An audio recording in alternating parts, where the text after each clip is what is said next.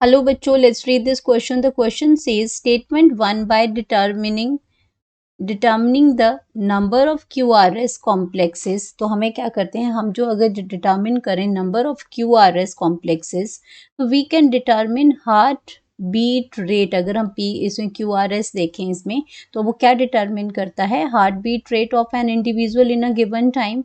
और स्टेटमेंट 2 दे रखी है, number of QRS complexes represents the number of heart beats. तो हमें बताना है कि कौन सी स्टेटमेंट जो है वो आपकी करेक्ट है, या both the statements are correct, या दोनों ही गलत हैं.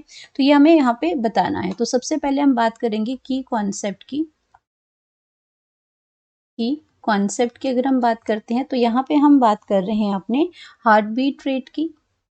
हार्ट बीट रेट की बात कर रहे हैं, और ये हार्ट बीट रेट जो है वो हम एक मशीन के द्वारा देख सकते हैं. तो ये आपकी मशीन, आपकी क्या कहते हैं उसको, electro cardiograph. Electro cardiograph.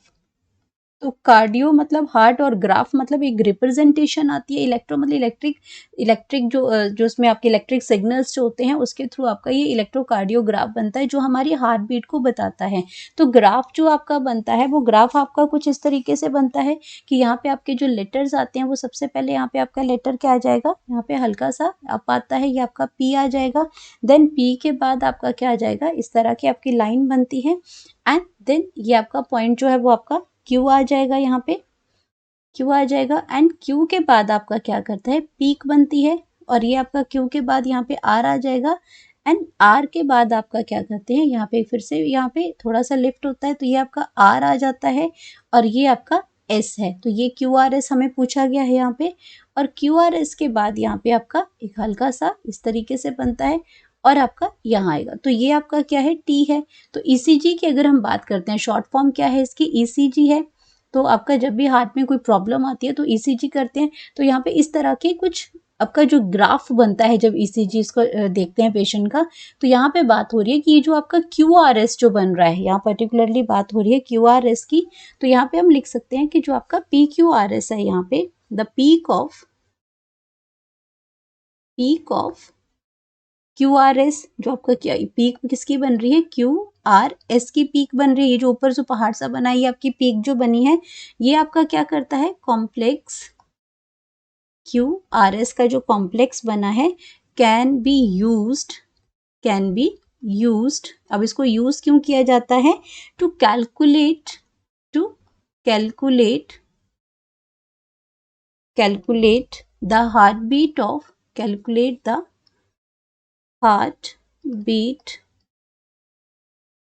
Heart beat of a person.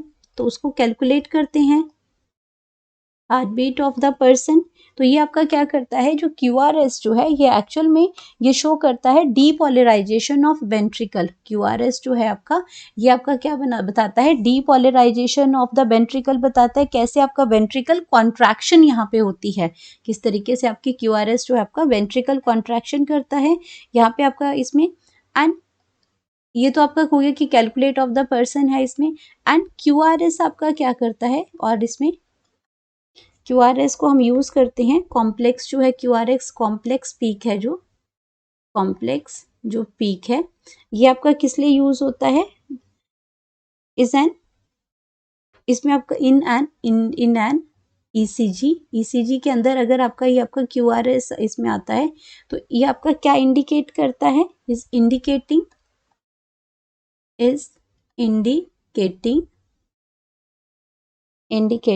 Of one beat. यहाँ पे क्या बताता है, ये 1 बीट ऑफ हार्ट. तो जितने ज्यादा आपके आएंगे, तो आपके उस बीट के बारे में बता रहे हैं कि 1 बीट ऑफ द हार्ट है ये. तो ये आपका क्या है, तो hence bye counting the number of QRS, हम उसमें क्या है, पल्स रेट को बता सकते हैं. तो जितनी ज़्यादा ये आपकी QRS आएगी, उससे हम क्या करते हैं, वो आपके क्या कर सकते हैं, हम कैलकुलेट कर सकते हैं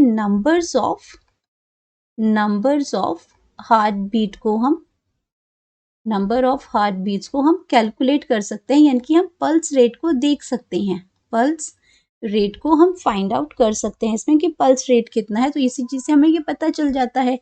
तो अगर मैं अब अपनी ऑप्शंस को देखूँ, तो यहाँ पे दोनों ही स्टेटमेंट जो है वो आपके करेक्ट स्टेटमेंट आ रही हैं, क्योंकि ये डिटरमिन करता है न, इसमें कॉम्प्लेक्सेस जो है वो आपके नंबर ऑफ क्यूआरएस का कॉम्प्लेक्सेस का पता करते हैं, जिससे हम डिटरमिन कर सकते हैं हार्ट बीट रेट का।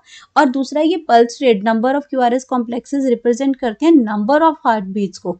तो ये भी हमने क्या किया, ये भी हम देख सकते हैं, हार्ट बीट रेट को डिटरमिन कर सकते हैं और नंबर ऑफ हार्ट बीट्स कितने हैं वो भी हम इस कॉम्प्लेक्स से पता कर सकते हैं, जो क्यूआरएस का यहाँ पे ये जो यहाँ पे पीक बना हुआ है, क्योंकि आपका यहाँ से यह जो ईसीजी है वो आपका पी टू टी चलता है। यहाँ पे आपका पी जो है वो आपका एट्रियम कॉन्ट्रैक्शन की बात हो रही है, यहाँ पे आपका डीपोलराइजेशन होता है एट्रियम का, यहाँ पे इसका डीपोलराइजेशन होगा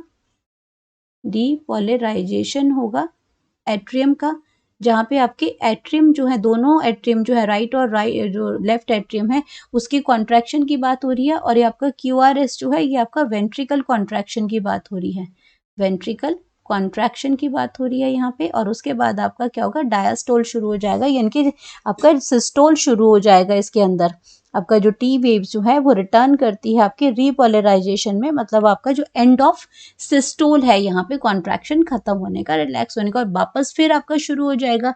तो जितने आपके क्यूआरएस आते हैं उससे हमें आपका हार्ट बीट रेट और नंबर ऑफ हार्ट बीट पता चल जाती हैं। तो दोनों ही स्टेटमेंट हमारी करेक्ट है, तो ऑप्शन देख लेते हैं। Both statement 1 and 2 are correct है, पहला ही जो स्टेटमेंट है वो हमारा बिल्कुल सही है इसमें। और तो फिर बाकी आपके ऑप्शन जो है वो ऑटोमेटिकली गलत हो जाएंगे। तो यहाँ पे हम लिख सकते हैं अपना करेक्ट ऑप्शन, करेक्ट ऑप्शन। तो करेक्ट ऑप्शन हमारे पास जहाँ पे दोनों ही स्टेटमेंट ठीक है वो आपका ए आ जाएगा। दैट इज वो स्टेटमेंट जो है वो दोनों ठीक है रिगार्डिंग द ईसीजी और QRS complex. Hope you understood it well. Best of luck.